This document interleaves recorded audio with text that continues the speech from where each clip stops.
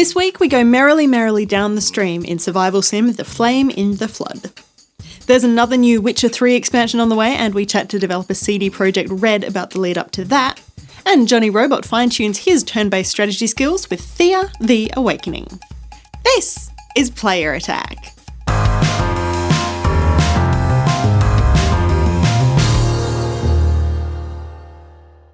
Hi, I'm Jessica Citizen, and this week was the annual Game Developers Conference, GDC, and that meant there was some pretty big news coming out of San Francisco. We'll start with the big one, the price and date for PlayStation VR.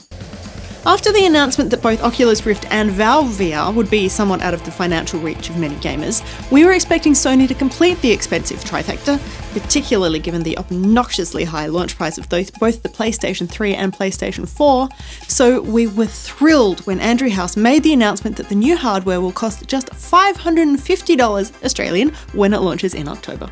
That's not too shabby compared to the US price of about $400 and the UK's £350. Of course, it's not quite that simple. You will need a PlayStation camera and a couple of Move controllers for it to actually work, plus, of course, a PS4, but it is much nicer than the Rift, which will retail for more than $1,000 in Australia. The other beautiful thing, an all but worldwide launch. Australia, New Zealand, Japan, North America, Europe, and Asia will all get the hardware in October this year. We don't yet know how many games will be playable on day one, but more than 50 titles are promised to launch before the end of the year. And sticking with Sony, the company has also officially responded to Microsoft's big cross-platform announcement from last week. Sure, it takes two to tango, but despite Xbox stealing the spotlight, a PlayStation rep explains that cross-platform play has been possible for more than a decade, starting with Final Fantasy XI on PS2 and PC back in 2002. Even Microsoft's big showcase title, Rocket League, has allowed multiplayer between PC and PS4 since launch. Moving on now to some other big announcements out of GDC, and Australian developer Hipster Whale has revealed that it's actually working on a new game with one of the world's biggest companies.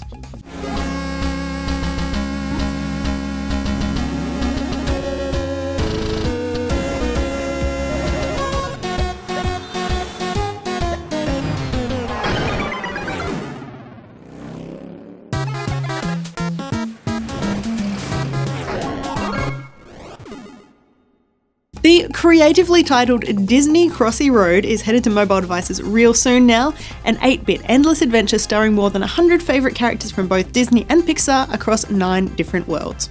Yes, it's the same as Crossy Road, and yes, that's pretty much the same as Frogger, but this time it's got a new hat, or a set of ears, or something. Cliff Bleszinski has revealed a few changes to upcoming FPS Lawbreakers, which was first revealed back in August last year.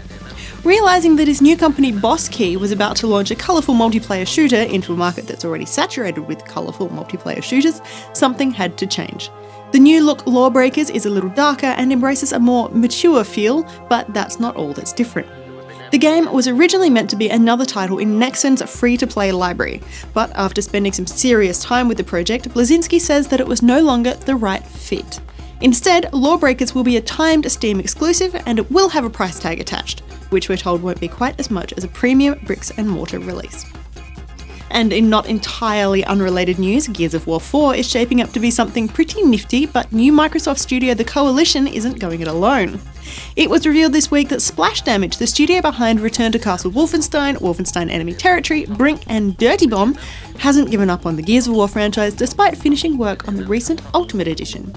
Instead, the UK developer has been brought on board to help out with the multiplayer elements of Gears of War 4, and you'll be able to get your hands on an early version when the multiplayer beta kicks off on Xbox One in April.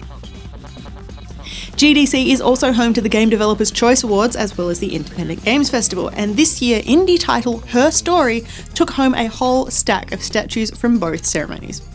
The game won both Excellence in Narrative and the Seamus McNally Grand Prize from the IGF Awards before also taking home Best Narrative, Best Mobile and the Innovation Award from the Game Developers Choice. Traditionally, the second part of the night is for more AAA major release titles, but this year only The Witcher 3 really fit that category. It did, of course, win Game of the Year as well as Best Technology. Other prizes were awarded to Ori and the Blind Forest, Crypt of the Necrodancer, and fan favourite Rocket League. Amid the festivities, there was a bittersweet element to the evening in the form of a tribute to former Nintendo president Satoru Iwata.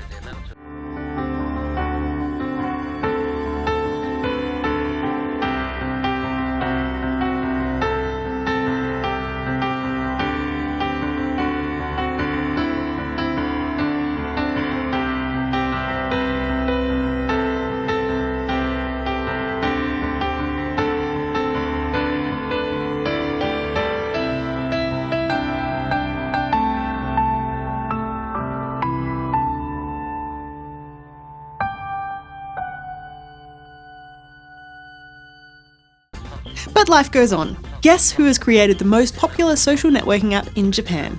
Nope, it's not Mark Zuckerberg. It's Nintendo. The company's first smartphone app, Miitomo, launched this week in Japan before being unleashed on the rest of the world, and it's taken the market by storm. Nintendo won't mention numbers, but has quietly confirmed that the project has had a good start and received very positive feedback. Australians can also celebrate because our cosplayers are officially the best in the world. Well, one of them is anyway. Brisbaneite Major Sam Cosplay has taken out the Crown Championships of Cosplay at C2E2 in Chicago, where she's been named Global Cosplay Champion. Her stunning costume is Japanese artist Sakitsu's Julieta Necromancer from Fantasy of the Dream, and the obscure character beat fan favourites like Iron Man and Cinderella to take the title. If you want it to be you on stage at C2E2 next year, join in the Australian Championships of Cosplay at Oz Comic Con as it tours the country. And finally, movie news. Kind of. Remember how Lindsay Lohan was going to sue Rockstar Games over a certain character in Grand Theft Auto 5? Turns out the New York District Court believes the case has merit and it will proceed. This is after the game's publisher pointed out that Lohan has a habit of making frivolous lawsuits, including one where she sued Pitbull over a rap lyric. She did lose that one. And claimed the actress was only pursuing the case for publicity purposes. Lohan is suing Rockstar and parent company Take-Two Interactive over the character Lacey Jonas, who features in Grand Theft Auto 5 and on the cover. The judge said that, at this stage, Rockstar had been unable to prove that the images did not show Lohan, while Lohan's own statements sufficiently justified the case going ahead. We'll keep you posted. For more information on any of these stories, or to keep up to date with the latest gaming news, head to playerattack.com. But for now, stick around, we've got plenty more still to come.